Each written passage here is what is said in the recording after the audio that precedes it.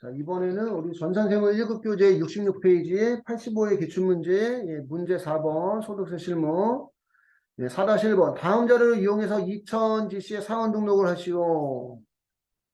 입사일 나와 있고 생산직 근로자 전년도 총급여가 2,700만 원이면 3천만 원 이하니까 그 연장 근로수당 비과세 조건이 해당이 되겠네, 그치?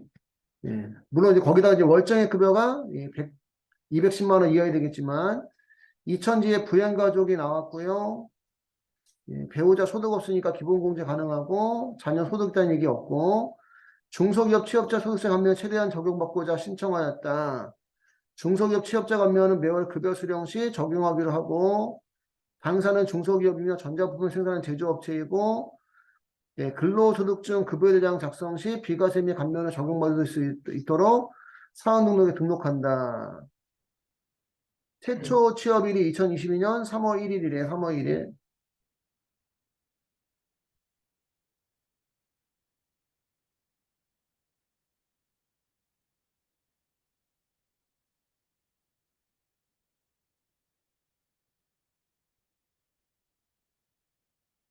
자, 그러면 일단은 예, 근로소득관리에 사원 등록하셔서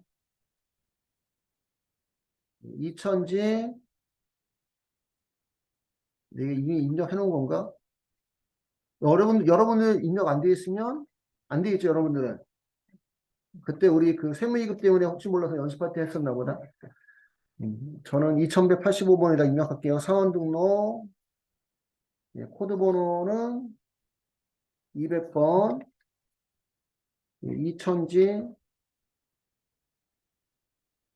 주민번호가 95 0512 1548 719 입사일은 2022년 3월 1일이고요. 그 다음에 생산직이고 연장근로 비과세의 직전 총급여가 2,700만 원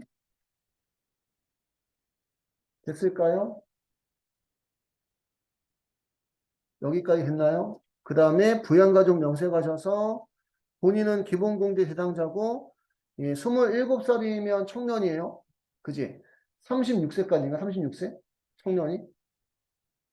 우리 그때 했었는데도 기억이 잘 안 난다. 여기다 적어놨나?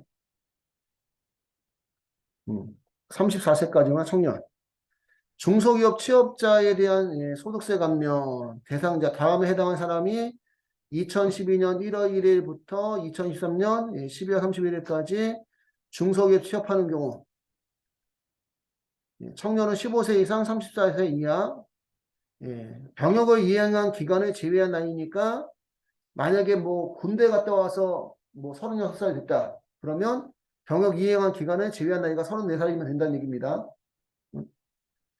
병역 이행 기간은 최대 6년. 직업군인 같은 거 얘기하는 거죠. 직업군인. 그지? 그다음 60세 이상인 사람, 장애인 및 경력단절 여성. 소득세 감면 대상 기간은 취업일로부터 3년인데 청년의 경우는 몇 년? 5년이래, 5년.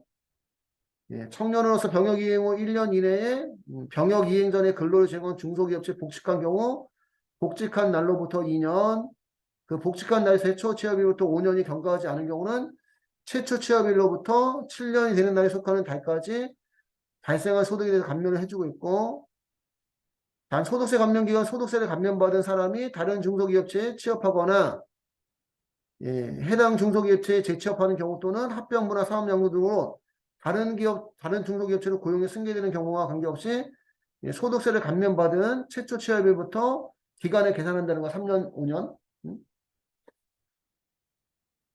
소득세 감면율이 소득세 70%인데 청년은 90%. 감면 한도는 연간 150만 원. 그 정리하면 중소기업 취업자에 대한 소득세 감면은 감면율이 청년은 90%, 청년에는 70%. 감면 기간은 청년은 5년, 청년에는 3년.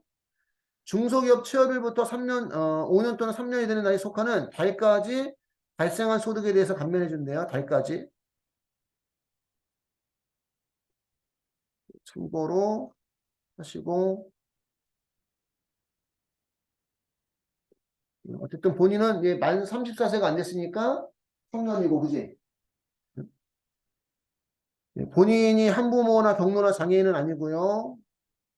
두 번째가 배우자. 배우자 3번, 김배우, 주민번호가 94 1211 2457 855. 예, 소득 없으니까 기본공제 가능하고, 자녀는 4번, 예, 이자녀. 주민번호가 예, 210-502-4454-841.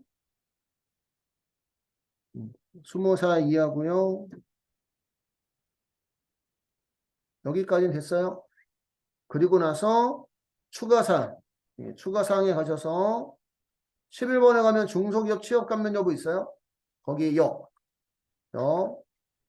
나이가 27세고 예, 중소기업 취업 처음 한 거죠. 처음. 그지? 입사일이 최초 취업이 이렇게 나왔잖아. 그지? 2022년 3월 1일부터 5년. 5년. 청년은 5년, 청년이 아닌 경우는 3년. 그 5년이면 23년, 24년, 25년, 26년, 27년. 2027년, 예, 그 뭐지? 5년이 경과한 달에 속하는 달까지. 그러면 3월 31일까지. 예, 청년은 예, 90% 예, 감면해주고, 예, 월급 받을 때마다 감면하려면 1번. 연말정산에서 감면하려면 2번. 월급 받을 때마다 감면하니까 급여 입력 1번. 예, 선택해 주시면 됩니다. 소득세 적용률은 원천 징수하는 거 얘기하는 거예요. 원천 징수하는 거. 우리 소득을 줄 때 원천 징수하는 거. 그러니까 여기 입력할 필요가 없고 여기까지만 요 부분까지만 정리해 주시면 되고요. 됐을까요? 여러분들도 대부분 다 여기 해당되죠, 그지? 예, 중소기업 취업이 처음이라면, 예, 감면받은 적이 없다면, 예, 5년간 예, 감면이 가능하다는 얘기입니다. 예, 종료해 주시면 되고, 그렇게 입력해 주시면 되고,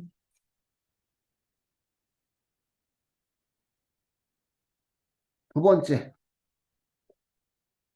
두 번째, 예, 사원 김지원의 9월 30일 지급한 급여 내역은 다음과 같다. 9월분 급여자를 입력하시오. 단 필요한 수당 및 공제 항목은 수정 및 등록하고 사용하지 않는 공제는 불허한다. 김지원의 예, 9월 급여 내역. 급여자료 입력에 예, 입력을 해야 되는 부분인데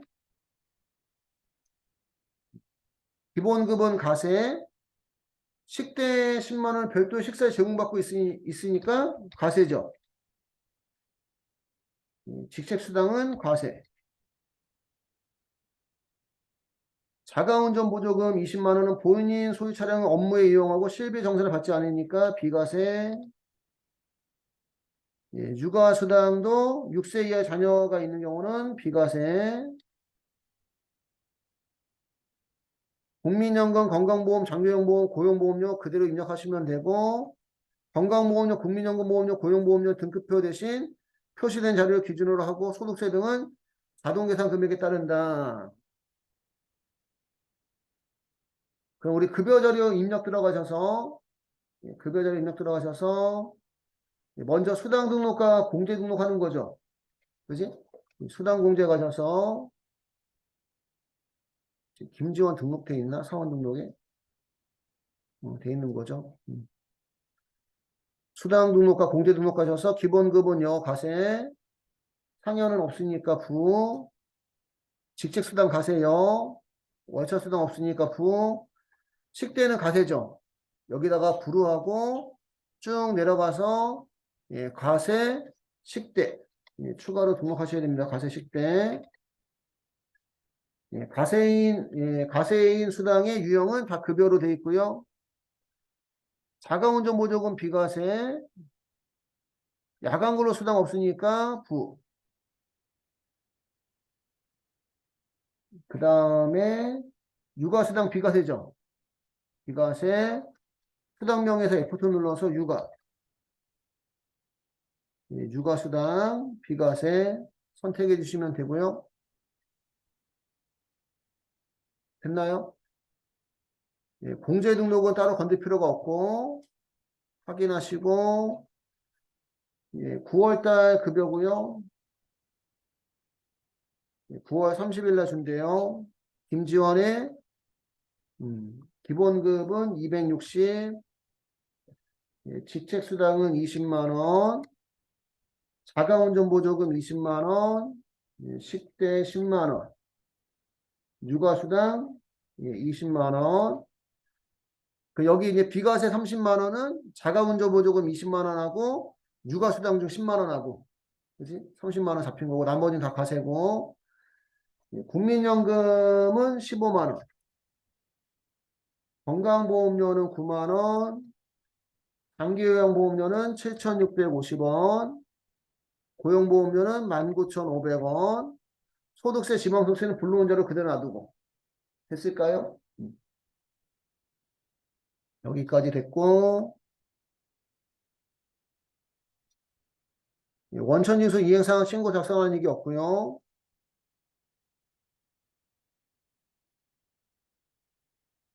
3번 노은산업은 대주주인 김동성으로부터 운영자금을 차입하고 이에 대한 이자를 매달 지급하고 있다. 다음의 자료를 참조해서 기타 소득자 등록 및 2022년 4월 기득분 이자 소득을 입력하고 원천징수 이행사항 신고서 작성하시오. 단 당사는 반기별 신고사업자 아니며 주민등록번호 올바른 것을 가정한다. 그러니까 우리 회사가 대주주인 김동성한테 돈을 빌려서 이자를 주니까 이자를 줄 때 무슨 징수? 원천 징수하라는 얘기입니다. 근데 김동성은 돈을 빌려주는 걸 업으로 하는 게 아니다 보니까 그치? 비영업대금의 이익이 되는 거예요. 25% 원천 징수. 대주주로부터 빌린 돈이 2억 4천만 원, 예, 4월 기속분 이자가 100만 원, 이자율 5%, 지급일은 2022년 5월 10일입니다. 그러면 기타 소득 관리에 기타 소득자 등록 들어가셔서 기타 소득자 등록 들어가셔서 코드는 100번. 김동성 거주자 소득 구분은 F2 눌러서 비영업. 비영업대금의 이익 내국인 주민번호가 75 0322 1052 111 소득자 구분은 주민번호 실명 여기까지는 넣어주셔야 되고 됐을까요? 됐나요? 넣고 기타 소득 관리에 이번엔 기타 소득자 자료 입력으로 가야 돼요. 이자 배당 소득자료 입력으로 가야 돼요. 이자 배당 소득자료 입력하셔서 우리가 이자 주는 날짜가 5월 10일 5월 10일 코드에서 F2 눌러서 김동성 금융상품명에서 여기도 비영업 있나? 비영업? 비영업 대금의 이익 여기까지는 해주셔야 되고 이자 지급 대상 기간은 따로 안 나왔고요. 이자율 5%라는 것까지 나왔어요. 이자율 5%. 5%. 이자가 100만 원. 비영업 대금이익이니까 몇 프로 원천징수? 25% 이렇게 해주시면 됩니다. 여기까지 해서 85회 기출문제의 소득세 실무가 다 끝났습니다. 아, 원천징수 이행사항 신고서까지 해야 되는구나. 여기까지 하고 근로소득관리에 원천징수 이행사항 신고서 가셔서 기속도 9월이고 지급도 9월입니다. 9월달 아닌가? 미안해요. 4월달이구나. 기속이 4월달이고 지급이 5월이네요. 기속이 4월달. 4월달, 지급이 5월달.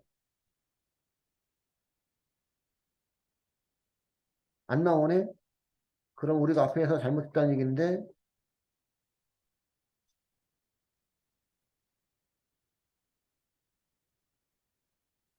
지급. 여기 기속을 잘못해놨는데 기속을.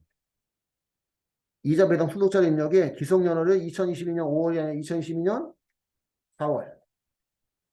4월. 했을까요? 기속 2020년 4월, 지급은 5월 10일 하고 다시 우리 원천징수 이행사항 신고서 한번 다시 들어가 봐요. 저장하겠냐 물어보면 아니요 하시고 다시 4월달, 지급은 5월달 정기신고 들어가셔서 쭉 내려가면 이자소득에 반영이 되어 있죠. 이해 갔을까요? 그러니까 기속하고 지급을 잘 보셔야 됩니다. 여기까지 해서 85회 기출문제 소득세 실무가 다 끝났고요.